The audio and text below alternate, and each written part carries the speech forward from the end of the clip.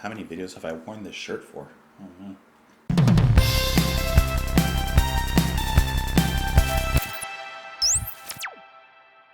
What's up, guys? Welcome back to the channel. My name is Justin, and today we're listening to Dead Can Dance with their song Towards the Within. This is off of their album Into the Labyrinth, which was released in 1993.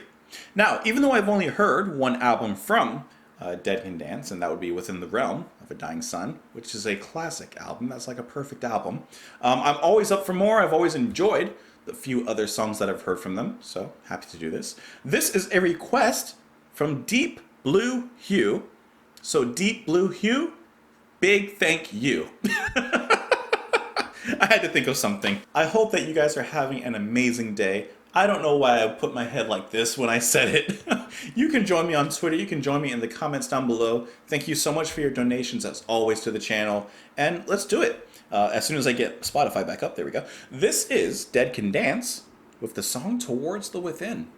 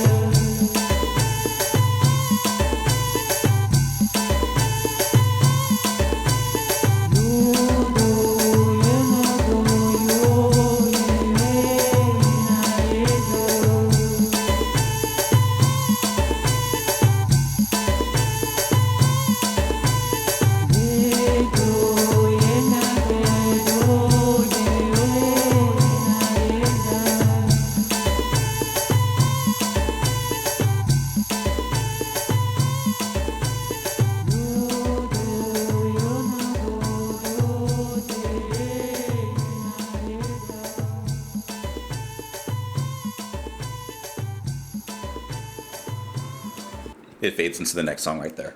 One thing I really like about Dead Can Dance is their ability to create music that will, I guess I can't say literally, but will at least musically and audibly transport you to a completely different time, a completely different place, like just take you somewhere else. Now, I honestly have no idea what language it was, what culture maybe the music is being taken from or being used. I couldn't tell you half the instruments that are being used in there. But I can tell you that that's the type of music that you allow yourself to open up, to get lost in, and to be taken somewhere else. You may be taken somewhere that you have no idea where you're going, but that's part of the journey, you know. It's like going to Wet and Wild, and even though it's closed now here in Orlando, but it's like going to Wet and Wild or any other water park around, and getting in the lazy river, right? You close your eyes and you allow yourself to drift. You know, you allow yourself to be taken somewhere. You don't quite know where it is, but you know you're going to end up back where you began, and we ended up back where we began.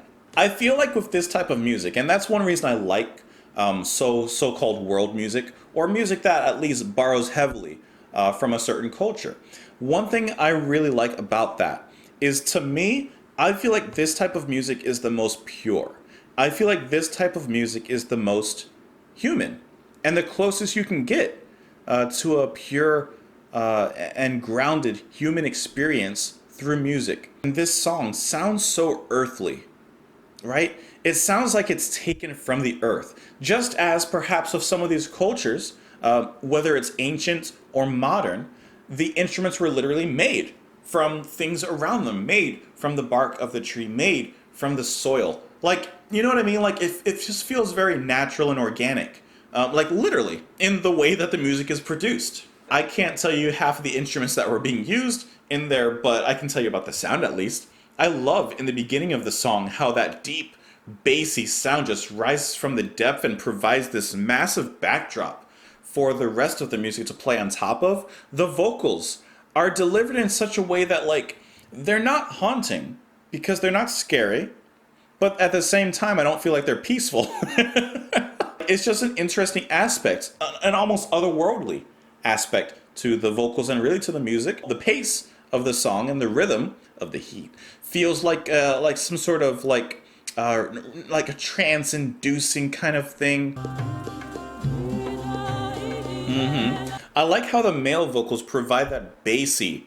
I don't know if it's baritone. I don't know about that. I don't know anything about that. But I like how the male vocals provide this real deep undergrowth of melody, and then the female vocals kind of dance around it, just as the rest of the music dances around it. But don't you feel like those rhythms and those harmonies that they come up with and how they come together, it feels mystical, but at the same time it feels human, right? It's like a perfect combination. Now, I would like to know what language they were speaking in, or at least what culture, what the cultural reference is for this song. Okay, I find a few things interesting about this. So first of all, this is the first album where Perry and Gerard played all the instruments without guest musicians. First of all, that's very impressive. I think that's something to definitely be commended on. But also it says that Gerard sings in a self-created wordless vocal technique, similar to glossolalia. The language is made up then, which is even cooler, just like Sigur Rós. I never know if I pronounce their name right. But just like them, how they use a lot of made-up words in a made-up language. They just kind of use whatever feels right. It seems, from what I can tell, that they did the same thing in this song. But it's so cool. Like, I think that's so cool how you can just feel the music and just create your own words or lack of words, to go along with it. It also says that the song title is a reference to the labyrinth, and Theseus had to journey towards or inside the labyrinth to reach the Minotaur. So I think that's really cool, and looking at the album cover, I kind of get that feel as well. So even taking that into account and how the music plays out, like I said, it's like getting lost in the music. And kind of like the labyrinth, you get lost in it. But eventually you find your way out. And you have no idea how you got out, but you enjoy the journey. At least for those of us that like to be lost, you know? Like at first with the vocals, I was very much reminded of like Hailung or Hailung. I'm not sure how I pronounce their name.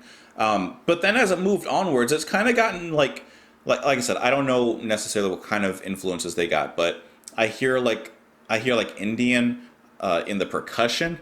I love that type of percussion, by the way. I always have, but I hear Indian percussion, perhaps Nordic kind of vocal stylings. Maybe it doesn't necessarily try to imitate a certain kind of cultural sound, but instead borrows from sounds that were already established from different cultures and brings them all together in a way that just sounds good. Dead Can Dance are always one of those bands that you can always look forward to, like good music. Like, you know they're going to come out with quality. It may be different from what you're expecting.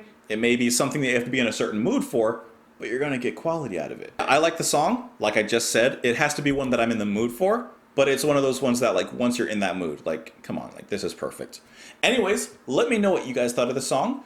Deep Blue Hue, thank you once again so much. I really do appreciate it. You're all more than welcome to join me on Twitter. Join me in the comments down below. I hope that you're having a fantastic day. And by the way, if the Dead could dance, what dance do you think they'd be doing? I'm pretty sure it's the Macarena. I'll talk to you guys tomorrow. Have a great one. Bye. Can you imagine a bunch of skeletons just like dun da da dun da da dun da da da?